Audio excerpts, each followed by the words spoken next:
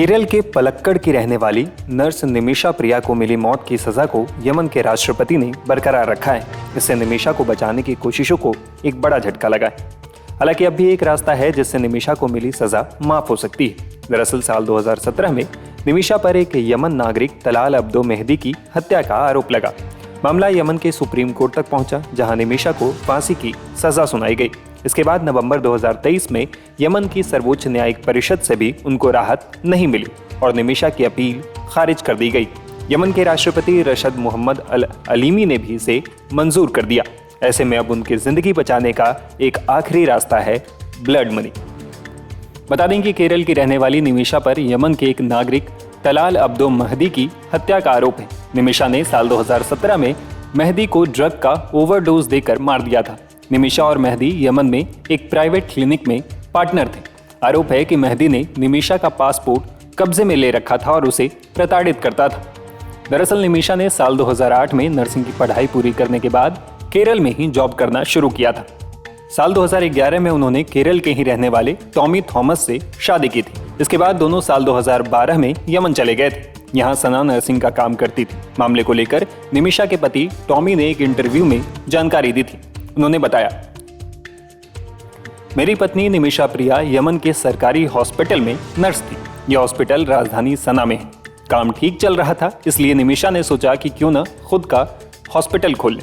Yemen में कोई विदेशी नागरिक हॉस्पिटल नहीं खोल सकता, इसलिए हमने पहचान के एक शख्स तलाल को पार्टनर बना लिया।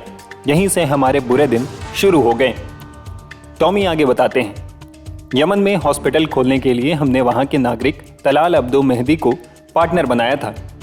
हॉस्पिटल शुरू हो गया तो तलाल निमिषा से छेड़छाड़ और मारपीट करने लगा। उसका पासपोर्ट भी रख लिया।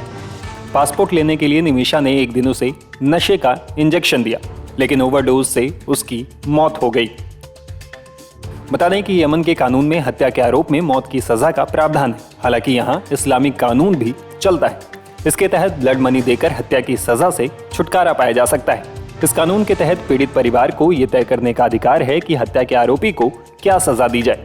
पीड़ित परिवार हत्या के एवज में आरोपी से मुआवजे में मोटी रकम लेकर आरोपी को माफ भी कर सकता है। यह रकम मृतक के परिजनों के साथ समझौते के तहत तय होती है। ऐसे में निमिषा के परिवार ने ब्लड मनी जुटाने की कोशिशें तेज कर दी हैं। उनके वकील सुभाष चंद्रन ने एक मीडिया चैनल से बात करते हुए बताया कि अभी तक 40,000 अमेरिकी डॉलर यानी करीब 38 लाख रुपए की 2 किश्तें दी जा चुकी हैं।